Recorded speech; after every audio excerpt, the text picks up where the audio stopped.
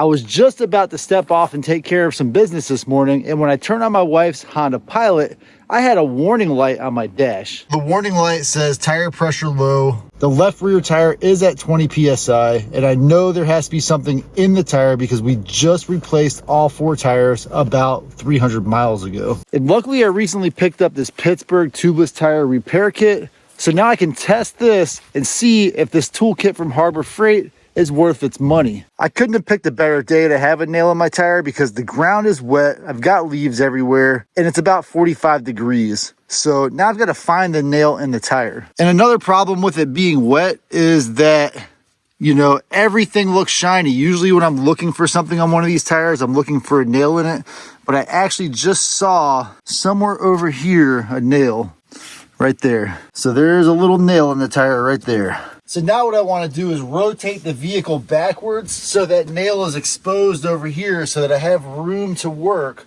while I'm trying to get the nail out and plug the tire at the same time. To make it easy for me to figure out where that nail is, I'm going to try to use this yellow dot, which the tire installer lined up with the valve stem while they were installing the tire.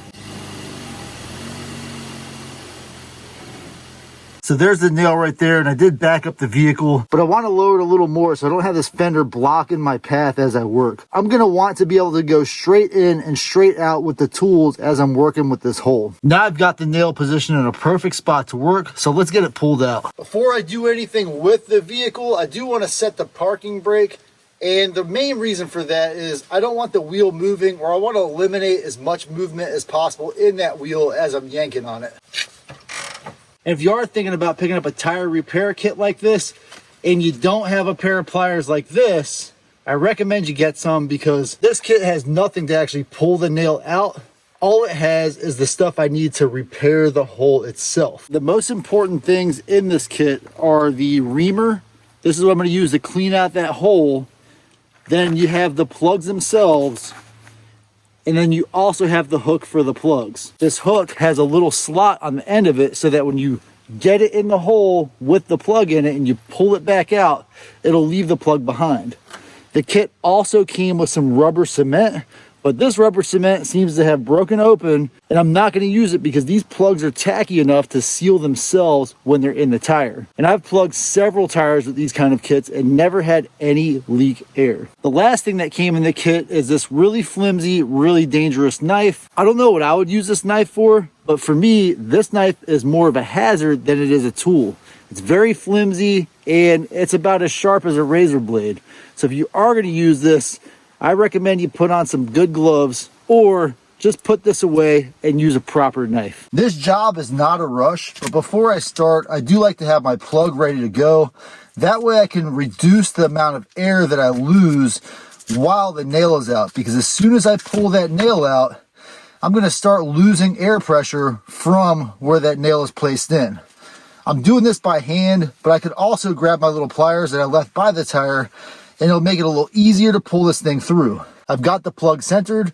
Once I get it into the tire and then pull it out, the plug's gonna slide through that little slot right there. Now that I've got my most important items ready, let's get this nail out and see how long it'll take me to put the plug in. Fortunately for me, my water heater went out yesterday, so I have this brand new crisp box that I can put down so that when I'm working, I'm not soaking up all of the moisture from the concrete. If you're doing this job for the first time, this is gonna be a little bit of work. So let me at least try and see if I can get this nail out without needing any other tools. And I also hope that's not some kind of double-sided nail, like a clip or something. And of course, I couldn't have had better luck. It's a clip with 2 holes, so essentially I'm gonna have 2 plugs right by that same slot. I've never used this glue before, but since I have the 2 nail holes right side by side, I'll go ahead and give the glue a little bit of a try, because now I'm a little concerned about the structural integrity of the tire because of 2 holes side by side.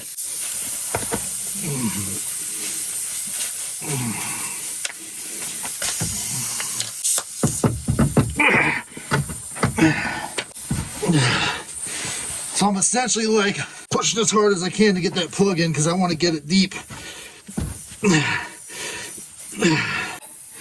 So that Harbor Freight handle sure did just bend right in half. So hopefully I got that plug in there deep enough. I'm gonna try to push it some more, even though that's bent. I don't know if I'm going in or just bending that more. All right, so I got one down and then the other hole is right here. I'm gonna go ahead and try to plug that hole as well. I'm gonna go ahead and pull this seal off, get me my second plug, thread it into this janky handle. In fact, the top of the handle there is also spread as well. I'll go ahead and try to use it. Worst case, I do have another plug kit in my van.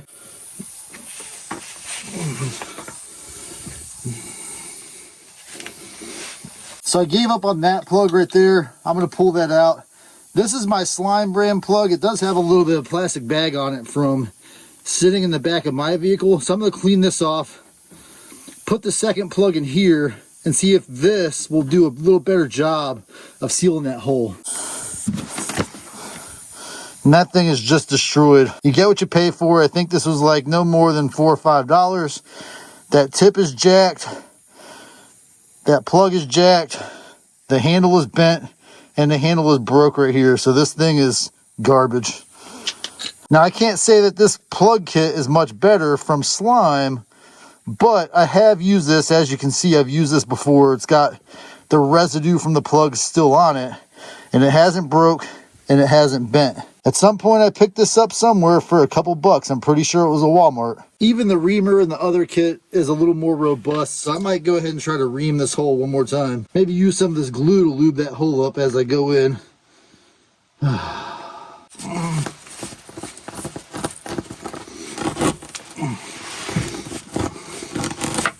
Alright.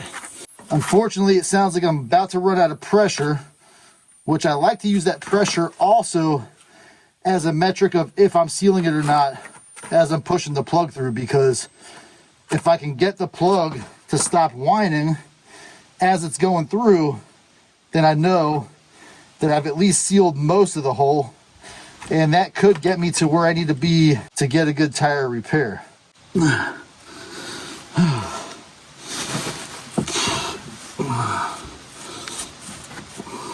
The tire is completely empty, so I'm going to go ahead and add some air because I do want to be able to hear the air pressure coming out, if it's still coming out, while I'm repairing the tire. Since this thing's already empty, I'll go ahead and just put it on and then plug it in and see what we get. This is just a cheap 10-year-old pump.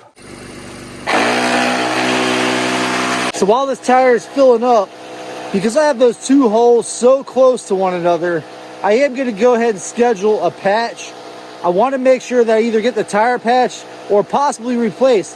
There are 4 brand new tires and they were about 200 bucks a piece. So I really would hate to waste the money to replace it.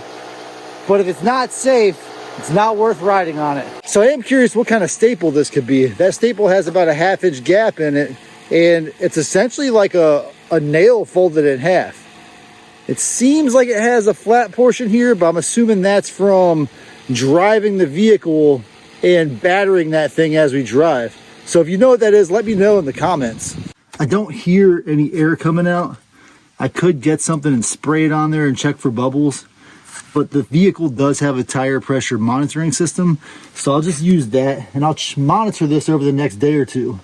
My main concern with this is, since those holes are so close to each other, that I might have a problem with the structural integrity of the tire. And so what I'm going to go ahead and do is use this knife. I guess this is the one job that this knife is good for, to cut off this excess from the plugs. And that knife is very sharp. It feels like I'm going to cut my fingers with it, even just holding the edge like that. So this 9-piece Pittsburgh tubeless tire repair kit is essentially a waste of money. I did get one plug out of it before this thing started to bend and break. Now, that's a factor of this handle being a cheaper quality. That other handle that I ended up pulling out, I've repaired multiple tires with that handle, and this one just couldn't stand up to a second tire. These handles should honestly be able to stand up to 20 tire repairs, because when you need this the most, it's going to be somewhere where you don't have access to tow truck or something like that. That thing literally twisted on itself, bent, and broke. So I wouldn't waste my money on it. So this job ended up being a little more than I bargained for. And the reason I'm bringing this up is, if you do have a nail in your tire like that and you don't feel comfortable repairing it yourself.